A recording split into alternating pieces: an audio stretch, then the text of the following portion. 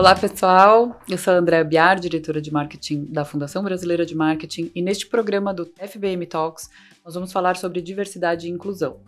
Recebemos aqui a Silvia Tirola, nossa VP de diversidade, e o Fábio Nogueira, nosso VP de longevidade. Silvia, quer se apresentar? Olá a todas e todos, eu sou a Silvia Tirola. Eu vou fazer a minha audiodescrição para que as pessoas com baixa visão ou deficiência visual possam saber quem eu sou. Então, eu sou uma mulher branca, de cabelos e olhos castanhos, eu estou vestindo uma blusa preta, estou com brincos e colar na cor verde água e nós estamos aqui no estúdio da Associação Comercial gravando o FBM Talks. Obrigada, Silvia. Acho que eu vou fazer a minha audiodescrição também. Faça. Vamos lá, vou pegar o embalo da Silvia. Sou uma mulher branca, cabelo escuro, com luzes claras, olhos pretos, estou com uma camisa bege, um colar colorido e brincos de pérola. Assim? Lindo. Ah, gostei. Tá vendo? Agora o Fábio. Agora eu tenho a obrigação de fazer direitinho também, né? Por favor, Fábio. Eu sou um homem branco, tenho 1,78 m, cabelos grisalhos, olhos castanhos, estou sentado à direita da Silvia, na frente da Andréa, com uma mesa entre nós. E é um prazer estar aqui conversando sobre diversidade, inclusão, longevidade, temas humanos. Muito obrigada, Silvia e Fábio. Vamos lá, vamos começar sobre preconceitos.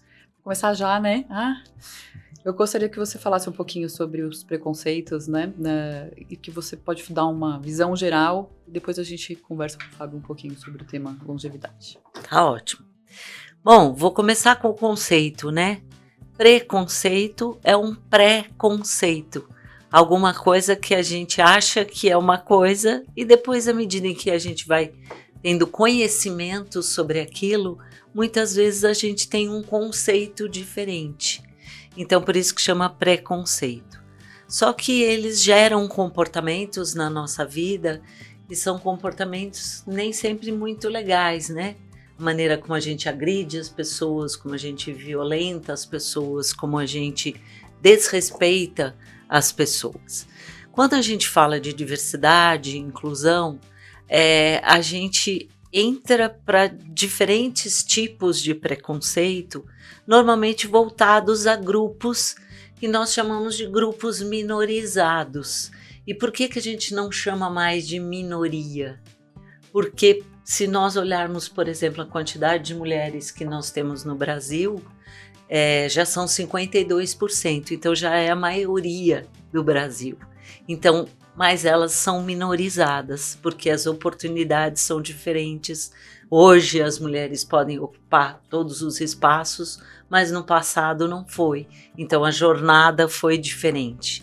Se nós olharmos para as pessoas pretas e pardas, são 56% no Brasil. Então não é minoria mais, já são maioria de pessoas. Então a gente está mudando esse nome para grupos minorizados e não mais minorias. E existem preconceitos para todos os grupos. Podem ser chamados também algumas pessoas de vieses, que na maior parte das vezes são inconscientes, mas podem ser conscientes também. Então tem nome para tudo. Por exemplo, preconceito com as pessoas com deficiência, chamado de capacitismo. Hoje é crime, tem legislação, tem tudo isso. Por quê? Capacitismo. Porque a gente infere que as pessoas com deficiência não são capazes. Elas têm uma falta de capacidade para alguma coisa. Por que chama de racismo? Que é o preconceito com as pessoas pretas e pardas. Porque a gente acha que a cor da pele interfere em alguma coisa. Preconceito contra as pessoas de outras origens, de outros países, xenofobia. Muitas vezes acontece isso. Por que eu vou trazer uma pessoa refugiada para cá, para ocupar o lugar dos brasileiros? Então a gente tem preconceito também com essas pessoas que têm origens diferentes. E o ser humano, ele tem diferentes tipos de vieses e de preconceito. E todos nós temos. É uma utopia pensar que eu ou você ou o Fábio não temos um tipo qualquer tipo ou vários tipos de preconceitos. Todos nós temos, porque eles são formados pela nossa história, por aquilo que a gente aprendeu desde criancinha. Por exemplo, vou dar um exemplo que hoje é muito comum. Na minha época, a minha mãe dizia para mim: você não anda com pessoas tatuadas. As pessoas iam procurar emprego, escondiam as tatuagens, porque não era legal. E a minha mãe falava para mim: você não convive porque são pessoas que não são do bem. E a gente vai construindo essas imagens e esses conceitos no nosso inconsciente. Então, se você vê uma pessoa andando na rua, vindo na sua direção, que está bem vestida, você convive com ela normalmente. Se você vê uma pessoa que está mal vestida vindo na sua direção na rua, provavelmente você vai se esconder ou vai atravessar para outro lugar da rua. Assim nós somos. E a gente vai construindo isso com as nossas histórias ou com a experiência que a gente vai passando na vida. Se eu passar por um acidente de avião, certamente eu terei medo de avião. Então, é assim que a gente vai formando o nosso inconsciente. E no nosso inconsciente também mora as microagressões, mora o preconceito. Muitas vezes a gente fala coisas ou tem atitudes ou tem comportamentos que são carregados, de preconceitos e de vieses. E aí também tem diferentes grupos que sofrem esses preconceitos. As mulheres sofrem machismo, as pessoas pretas sofrem o racismo, as pessoas que são de outras origens, a xenofobia, capacitismo e por aí afora, diferentes tipos. E a gente tem o etarismo, que a gente está com um especialista aqui para falar um pouquinho sobre esses preconceitos, que são as pessoas que vão adquirindo uma idade mais avançada. E também não são mais minorias, né? Do jeito que a gente está envelhecendo. Ainda são, né? Mas hoje... Como é que estão os números, Fábio? Os números, olha, eu vou pegar o gancho do que a Silvia falou para dar alguns números que o IBGE divulgou. 2022 ele divulgou uma pesquisa, tipo o recenseamento, mas foi feito via PNAD, então era uma amostra da sociedade. Então ele calculou população negra ou parda, a gente chama de preto ou afrodescendente, como você quiser, 56 ponto alguma coisa, perto de 57%. Mulheres 52%. Depois, pessoas com deficiência, algum tipo de deficiência, 10 milhões de pessoas. E dá um pouco menos do que 5% da população. Sendo que deficiência, o que se entende por deficiência? Eu uso óculos, isso não é considerado deficiência porque não afeta a minha capacidade de produzir nada. Mas se eu tivesse um grau de cegueira tal que eu não conseguisse fazer alguma coisa, isso é deficiência.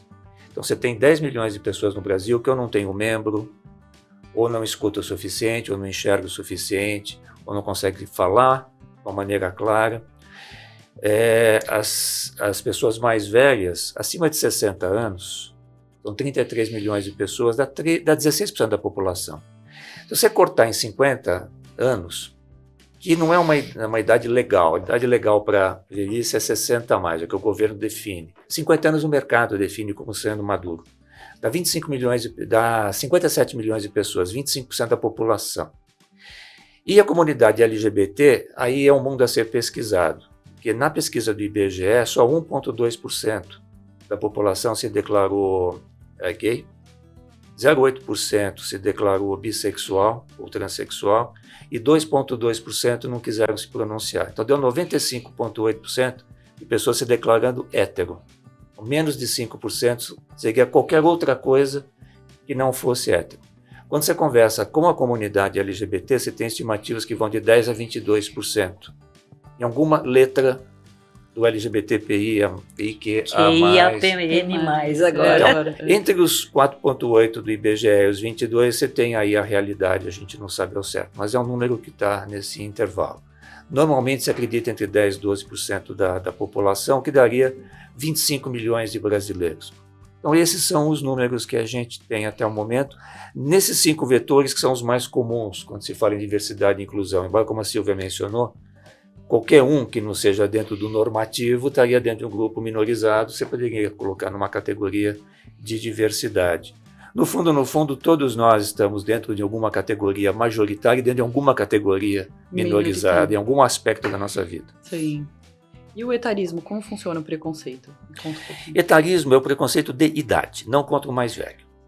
Se você acha, por exemplo, que o jovem não é capaz de fazer um trabalho, você está praticando etarismo contra o jovem. Então, qualquer tipo de demonstração de rejeição em função de idade é chamado de etarismo. Quando você fala de longevidade, você está falando especificamente do grupo dos mais velhos. Mais experientes. Longevidade é longe viver, está no nome. É viver mais tempo, cada vez mais tempo. Isso é longevidade. É tão simples quanto isso. Se você perguntar para 10 pessoas o que é longevidade, você vai ter 10 definições diferentes. Mas essencialmente é viver cada vez mais, que é um problema novo na sociedade. Problema recente, característica, né? Não é um problema, senão eu estou me matando. É uma característica recente. E o etarismo contra a pessoa mais velha é uma questão essencialmente cultural. Preconceito é uma questão essencialmente cultural. Mas ele não se manifesta, o caso do etarismo, em todas as culturas. Nas orientais, ao contrário. Quanto mais velho você é, mais respeitado você é, porque você é o repositório da cultura nacional, dos valores nacionais, das tradições nacionais. Na cultura ocidental, é o contrário. E quanto mais nova é a sociedade, por exemplo, a América Latina, pior isso é. Né? Então, você enfrenta um alto grau de preconceito contra pessoas mais velhas, quanto mais jovem é a sociedade. Quanto mais antiga ela é, China, Japão, Índia, qualquer sociedade muito antiga, o preconceito é menor, porque há muita tradição a ser preservada e muita dela é oral e é memória. E isso está na cabeça das pessoas mais velhas e é respeitado. E o que a gente pode fazer para lutar contra esse preconceito?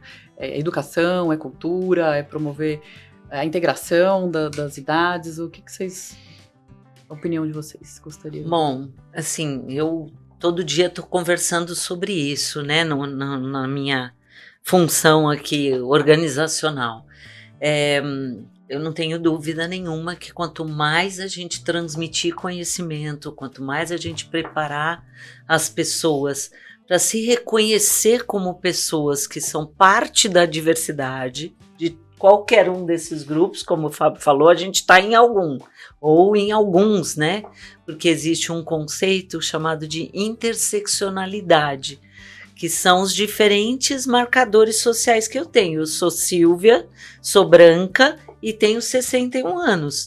Então, eu tô já dentro da longevidade, tô como uma raça branca e você não pode me tratar só como Silvia, só como mulher. Você tem que me tratar como mulher branca de 61 anos. Então, a gente tem esses marcadores que estão dentro de uma única pessoa, muitas vezes. Então, a gente precisa educar as pessoas e precisa levar conhecimento a essas pessoas, porque assim a gente vai reconhecendo que nós temos preconceitos e vamos procurando melhorar. À medida em que a gente conversa, à medida em que a gente recebe informações, vamos adquirindo conhecimento, nós vamos procurando evitar determinados comportamentos e determinadas atitudes. Quando eu desenvolvo um projeto dentro de uma organização, como consultora, eu pego e, fundamentalmente, eu quero falar com as lideranças da organização. Sim. Porque a liderança desencadeia um processo de transformação cultural dentro da empresa. Uhum. Então, à medida em que ele vai tomando conhecimento de determinadas informações, ele também vai disseminando e ele vai fazendo que aconteça dentro da equipe dele, dentro da área dele, essa inclusão cada vez mais. Uhum. Coisas que eu falava no passado, hoje eu já não falo. Tem muitos programas de televisão, por exemplo. Quem não assistiu um Trapalhões na vida? Muitas pessoas assistiram Trapalhões. Os Trapalhões eram carregados de preconceito, principalmente com outras pessoas pretas, né? Mussum e companhia. Mas naquela época a gente não se tocava dessas coisas. Hoje, muitas coisas que a gente falava, hoje são admissíveis. Uhum. Não dá para falar mais, porque realmente são agressões que a gente vai, né, causando e vai impactando as pessoas. Então, eu acredito muito que dentro das organizações, as lideranças têm que ser envolvidas e depois todo mundo. E eu acredito que quanto mais a gente passar esse conhecimento, mais a gente vai conseguir ir aculturando, né, as pessoas para isso ir se modificando. Vamos passar para um próximo tema, as tendências de consumo. Como que a longevidade está impactando o mercado e quais são as oportunidades para as marcas? Essa é uma conversa longa, né, Dé? Você vê. Deixa eu voltar um pouquinho no tema que a Silvia estava falando, porque tem um aspecto que eu queria fazer um gancho aqui. Aproveita. Não sei se está na nossa pauta para mais tarde, mas já vale a pena a gente colocar esse assunto aqui. Mudança cultural dentro de organizações e dentro de sociedade não é uma coisa nova. Isso tem sido administrado há muito tempo. Trabalho há 40 e poucos anos com consultoria de gestão, Silvia também está no mundo corporativo. Tem uma coisa chamada cultural change, mudança cultural, que desde que você nasce em consultoria você ouve falar. Então teve épocas aí em décadas passadas, vamos mudar a nossa cultura corporativa em prol da inovação. Vamos mudar a nossa cultura corporativa orientada ao mercado. E assim vai. Todas as vezes que esses programas de mudança cultural foram realizados, eles eram patrocinados, tinha sempre um patrono que é o líder da empresa. Se o camarada que está lá em cima não der o exemplo, dificilmente embaixo alguém segue aquele exemplo, dificilmente embaixo alguém faz alguma coisa. O exemplo vem de cima. E sempre se pregou o seguinte, você faz as coisas pelo exemplo e por educação e muito pouco de maneira coercitiva. Porque a forma coercitiva você vai fazer na rua. Se é crime, a polícia prende. Dentro de uma organização, de um grupo social, o coercitivo gera uma reação negativa muito forte. Antes da pessoa entender, ela começa a reagir contra, então você não faz isso. Quando chega em diversidade e inclusão, as empresas começaram a patrocinar programas de estímulo à inclusão de pessoas diferentes do normativo naquela sociedade, forçando a barra.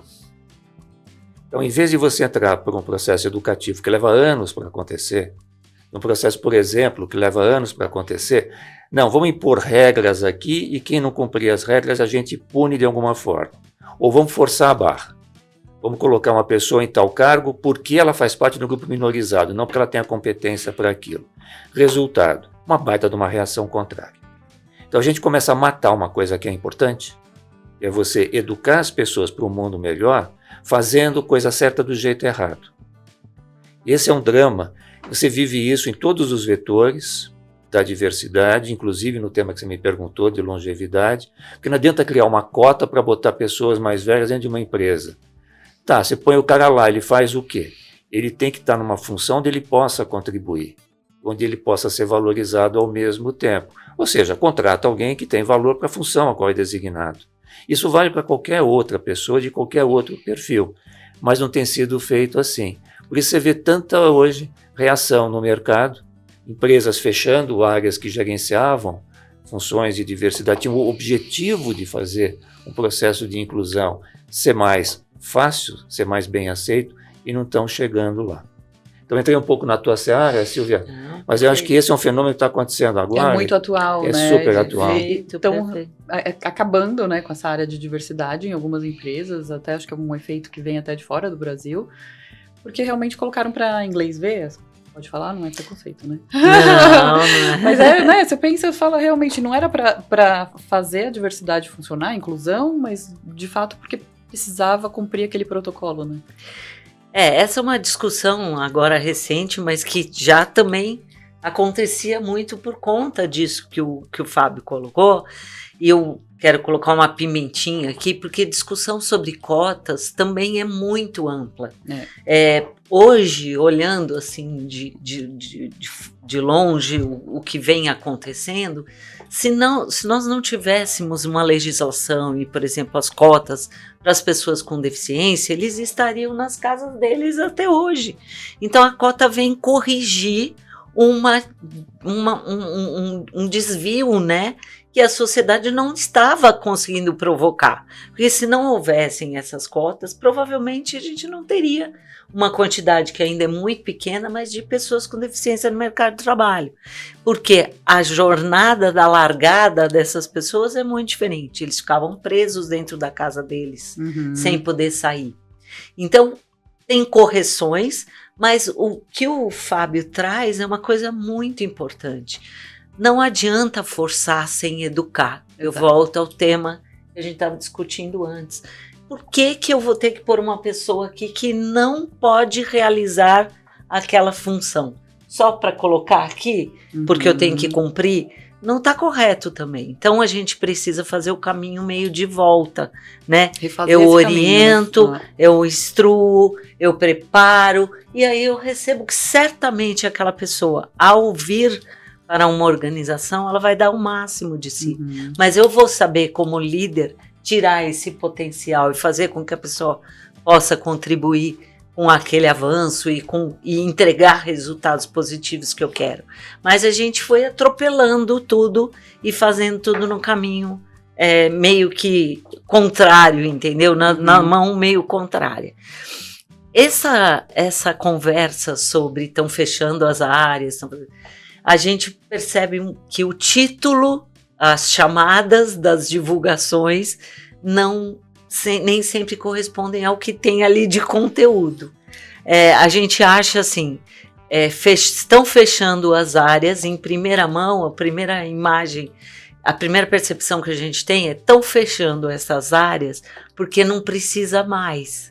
Porque já chegaram num grau de maturidade bacana, então não precisa mais. Esse é o meu sonho de consumo, um dia não ter que ter uma área de diversidade, não ter que ter alguém provocando essas iniciativas, não ter que ter nada.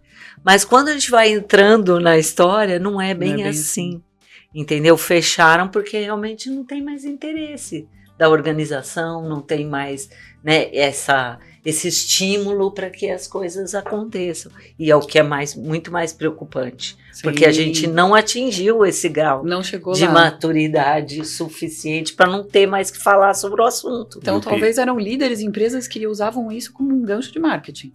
Com certeza absoluta. Desculpa falar muito diretamente. Era um isso, greenwashing da vida. Muitas vezes. Era um greenwashing da vida. Né? E você sabe que eu acho que a gente está criando, na verdade, um estigma com esse fenômeno que aconteceu agora. Porque desde sempre é um exagero, mas há uns bons 30 anos que se diz o quê? Quem cuida de pessoas na empresa não é o RH. Todas as pessoas numa empresa cuidam das pessoas. O RH dita as normas, estabelece os padrões, os princípios, educa, mas quem cuida das pessoas é quem está trabalhando lá. Todo mundo cuida de todo mundo. Então, vamos contratar alguém, o gestor da área tem que dizer qual é o perfil que ele precisa, como é que ele vai fazer, ele seleciona, porque ele vai trabalhar com aquela pessoa diretamente. Aí, quando chega no tema da diversidade e inclusão, se cria uma vice-presidência de diversidade e inclusão, cria um grupo ali que dita uma norma para todo mundo.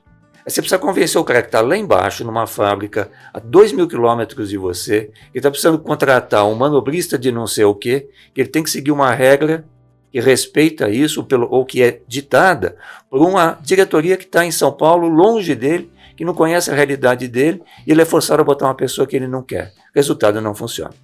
Aí você cria uma reação contrária e um preconceito reverso. Agora que eu não quero isso mesmo. Então nós vamos ter muito mais trabalho agora para poder, de fato, disseminar uma cultura de diversidade e inclusão nas empresas que passaram por uma experiência negativa, do que nós teríamos se ela tivesse começado do jeito certo. Faz devagar, faz por educação, faz continuamente e envolve todo mundo antes de você querer colocar um monte de gente de fora aqui dentro. Você contrata 400 pessoas que não fazem o perfil da empresa, porque você quer oxigenar a empresa, quer dar oportunidade para essas pessoas. O que a empresa faz? A empresa rejeita. Há 2.000 anos que a gente escuta o quê? Cultura corporativa é monolítica, todo mundo vestindo a camisa da empresa. O que é vestir a camisa da empresa? É comprar o credo da empresa, comprar a cultura da empresa. Aí do dia para a noite você fala, vamos colocar 500 pessoas aqui que não rezam por isso. São pessoas diferentes, que vêm de uma outra cultura. Vamos dar oportunidade para elas. E as outras 20.000 têm que aceitar.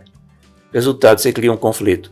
Aí vem uma diretoria que força a barra. Resultado, você cria uma rejeição. Você piora o quadro. Por isso tanta empresa lá fora está fechando os departamentos. O problema continua exatamente o mesmo. A maneira de lidar com ele é que está sendo revista. Realmente. Esse é um assunto que tem tema, hein? A gente tem...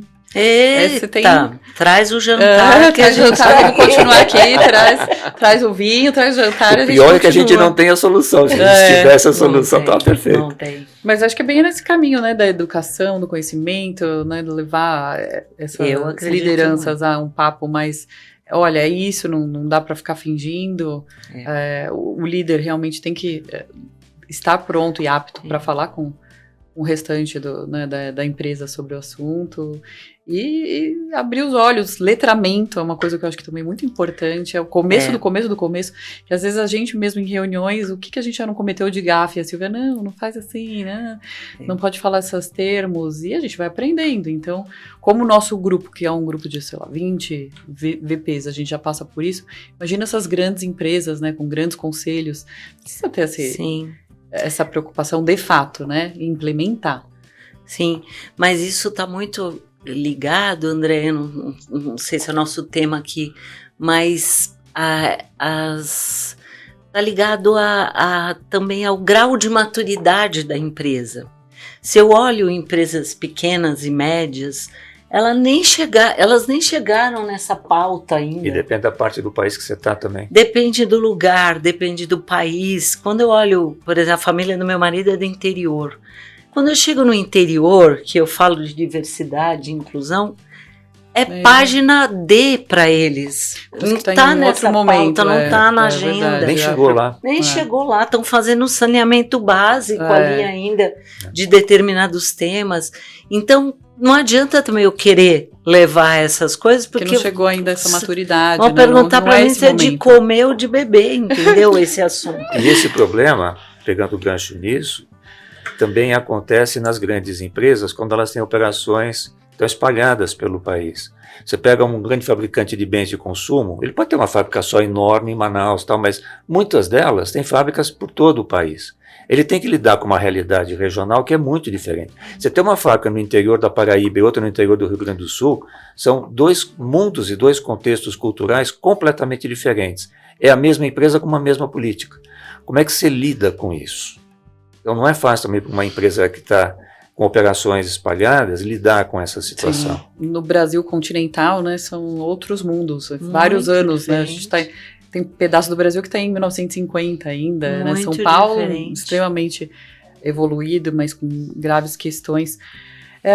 Então, agora voltando para um assunto que eu acho que a gente não pode deixar de falar hoje, o marketing. Marketing no Silver Market, o marketing da diversidade. Aqui até a gente entrou um pouquinho nesse tema durante o preconceito, mas o que a gente hoje pode falar de estratégias e ferramentas para melhorar realmente a empresa, os empresários que estão nos assistindo, os nossos profissionais que trabalham com a gente, o que eles podem pensar? O que vocês dariam de dicas para essas pessoas? Ok. Dessa vez eu começo, depois... Pode ir, os mais velhos primeiro. Olha, agora... Nossa seu etarismo, brincadeira. Praticou etarismo comigo. Olha, mas é uma voz da experiência. Olivia Cores. Mas olha, você vê como as coisas se encaixam aqui. Como é que a gente prepara uma empresa para lidar com um mercado de pessoas maduras? Primeiro, educando os próprios funcionários da empresa. Você vai hoje no departamento de marketing, numa área de marketing de uma organização maior, a idade média é muito baixa, 30 e poucos anos na direção. Se você entrar numa agência de publicidade, para encontrar alguém com mais de 40 anos é muito difícil, talvez o presidente. A maioria tem menos do que isso. Quando você vai falar com esse pessoal, que é quem deveria estar olhando para o mercado e enxergando uma oportunidade de atender melhor um segmento de público, eles próprios não estão preparados. Então, eu estou há anos fazendo o letramento dos executivos de marketing para que eles consigam desenvolver a sensibilidade deles para olhar para o público consumidor e dizer, tem um pedaço aqui que tem características diferentes. Ele consegue enxergar que criança tem características particulares, adolescente tem características particulares, adulto jovem universitário tem características particulares, adultos casais com filhos pequenos, adultos jovens têm, e não consegue ver que uma pessoa de 60, 70 anos tem características também particulares. E não é que ele vai consumir uma coisa diferente, uma coisa adaptada à necessidade dele. Às vezes a embalagem, às vezes é a funcionalidade, às vezes não é nada, é só a maneira de você se comunicar, falar na língua que a pessoa entenda. O exemplo tradicional disso são as propagandas de cerveja. Ainda continua tendo a moça bonita na praia. Coisa que para um jovem de 20 anos pode ser muito atraente. Uma mulher de 20 anos provavelmente já não é tão atraente assim, ou nada atraente. Um cara de 60 anos é bonito de ver. não engaja em absolutamente nada, porque não tem nada a ver com a vida dele. Ele está vendo, na verdade, a neta dele na televisão, o que não é legal. De ver uma figura, ele associa com a neta ou a filha dele, sendo explorada visualmente. E a propaganda de cerveja tem mudado, mas não para todo mundo, ainda tem muita empresa que se fixou nesse modelo. Esse é o exemplo mais evidente. Mas se você não educar internamente as empresas, elas não conseguem abrir os olhos para o mercado. E abrir os olhos para o mercado não é pegar um relatório e dizer tem 57 milhões, é chegar e dizer, bom, tá bom, esse pessoal quer o quê, na verdade? Se eu perguntar para ele. E quando você vai perguntar para ele, 57 milhões de pessoas é muita gente. Tem um monte de subgrupos aí e perfis diferentes. 57 milhões de pessoas é mais do que a soma da população de Portugal e Espanha inteira. Então tem de tudo aí dentro. Você precisa segmentar, reagrupar, entender subgrupos. Aí tem aquele que é esportista, tem aquele que é conservador, tem aquele que é não sei o que lá, aquele que não sei o que lá. Nós estamos muito longe de chegar nisso no Brasil. E olha, no mundo de modo geral, mas no Brasil a coisa está mais séria. A gente ainda é o país dos jovens, embora não seja. Embora não seja.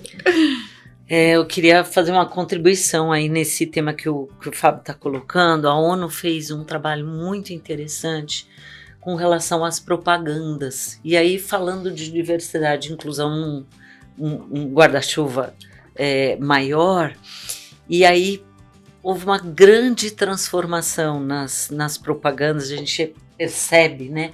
Pelo menos nas imagens da propaganda. Hoje você vê grandes empresas de cosméticos, empresas de saúde, empresas de coisas que você não vê mais aquela imagem padrão de uma pessoa, homens e mulheres brancas, jovens e todos com toda a vitalidade do mundo ali naquela imagem. Você percebe muitas propagandas que estão inserindo pessoas pretas, pessoas pardas, jovens, idosos, pessoas que têm aí deficiência ou sem deficiência, pessoas normalmente com vestimentas que diz, né, para nós que são de outros países, enfim, principalmente na cultura oriental.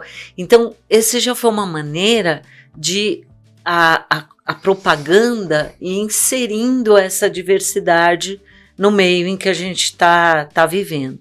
Quando eu desenvolvo também projetos, eu não trabalho sem a área de comunicação, porque a gente quer gerar uma comunicação mais inclusiva.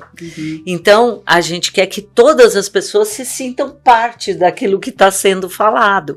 Então, se eu olho uma imagem dessas que o Fábio falou, toda ali no padrãozinho, uma menina jovem bonita com um corpo bonito ali na frente, não me pertence, a mim não atinge.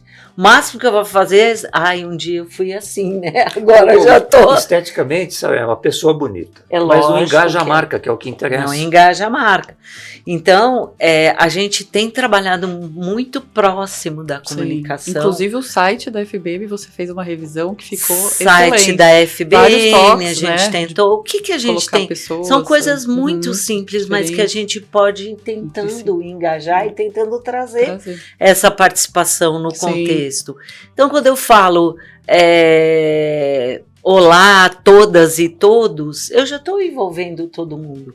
É claro que na língua portuguesa a gente tem a palavra todos abrangendo, né, o feminino e o masculino, mas eu posso estender essa palavra para ter as duas palavras ali. Claro.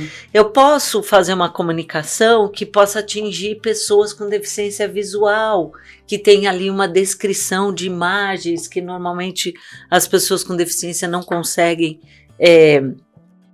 ver, enxergar essa imagem. Então, tudo isso é trabalho da comunicação.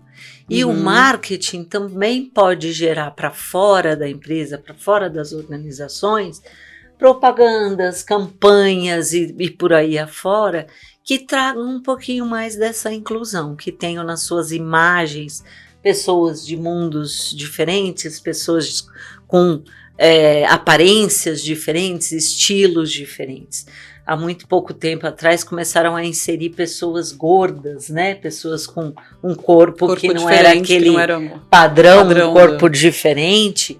E aí foi excelente, porque se sentiram parte disso, né? Sentiram que era possível você fazer parte de uma propaganda de uma grande marca. Sim. Então, essas coisas a gente vai tentando introduzir, e uma coisa que eu tenho aprendido demais, Andréia, e estou trabalhando demais, e Fábio, com essas duas palavrinhas para mim que tem um sentido muito importante, que é intencionalidade. Se eu tenho a intenção de fazer alguma coisa diferente, eu avanço, né? Eu movo as coisas para frente. E a outra palavra é a abertura para a inclusão. Se eu tenho vontade de aprender, se eu tenho vontade de acolher essas pessoas diferentes, eu consigo. Todo mundo consegue, todo mundo sabe fazer isso. Então, eu tenho ido por esse caminho. E tem um aspecto que você mencionou agora que eu queria aproveitar para aprofundar, porque o marketing é muito sensível a essa questão dos diversos, não tem uma palavra melhor, vamos falar assim. Porque pode dar muito certo, pode dar muito errado.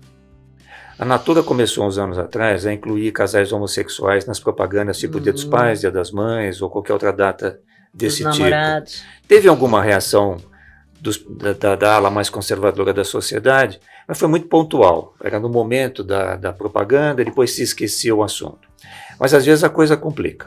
Por exemplo, a Anheuser-Busch nos Estados Unidos, que é a Ambev lá, que é o braço norte-americano da Ambev, eles pegaram uma cerveja que é a Bud Light, que é a Budweiser com um pouco menos de álcool e tudo mais, e fizeram uma campanha ano retrasado com uma influencer trans, uma mulher trans, e estamparam na lata o rosto dela e fizeram uma propaganda. Na primeira semana as vendas caíram 10%, nos 6 meses seguintes caíram 30%. A Bud Light foi de primeiro lugar de mercado de market share na categoria dela para 4º lugar. Nunca mais recuperou. Então eles foram fazer uma coisa intencional, porém, no sentido educativo, no sentido de promover diversidade, valorizar, digamos assim, tomaram um tranco do mercado. Bebedor de cerveja americano descobriram depois que ele era muito conservador nesse aspecto. Talvez se colocasse uma pessoa negra não tivesse essa rejeição, porque o assunto das comunidades afrodescendentes vem sendo discutido há 50 anos, 60 anos, desde Martin Luther King. O assunto trans é uma coisa muito recente. Você pega aqui um caso aqui no Brasil, que eu não vou mencionar a marca da cerveja, não acredito que seja necessário, mas teve o dia do vegano, alguém instituíram o dia do vegano e tal, a marca da cerveja fez uma comunicação nas mídias sociais parabenizando pelo dia dos veganos. Houve uma enxurrada de reclamação, porque, eu tomo a tua cerveja no meu churrasco e tu vem dizer agora que você apoia vegano? Não foi da boca para fora, as vendas caíram substancialmente. Ela teve que mudar toda a propaganda dela, nunca mais ela fez qualquer comunicado associado a isso. Então, o marketing é muito sensível, porque quando ele acerta, a marca valoriza, e quando ele erra, ele perde venda muito fortemente. Sim. Então é difícil você calibrar isso, tá certo? O que eu noto é assim, as temáticas mais antigas, que começaram nos anos 60, por exemplo, movimento de valorização da mulher, o feminismo, como se chamava na época, vem lá de 64, 65. Movimento de valorização das comunidades afro, vem lá dos movimentos de direitos civis americanos dos anos 60. O LGBT vem do início dos anos 70, nos Estados Unidos. São temáticas que estão há mais tempo por aí, já foram melhor absorvidas. As mais recentes ainda têm muita rejeição. Tem que tomar muito cuidado, fazer pesquisa de mercado antes, né? Sim. Um abraço para o Cláudio Silveira, que nos ajuda lá na pesquisa FB. de mercado com tema cultural é difícil porque não é perguntar se ele vai tomar cerveja ou não. É a reação cultural dele que é emocional. Você não mede muito em pesquisa. É muito difícil. A pesquisa não consegue ter essa sensibilidade, né? Muito difícil. Bom, gente, eu quero agradecer vocês por essa participação de hoje no programa Diversidade e Longevidade da FBM Talks. E em breve estaremos juntos novamente. Muito obrigada, viu? Nós que agradecemos. Eu que agradeço. Obrigado, Silvia. Obrigado, Dé. Obrigada a vocês.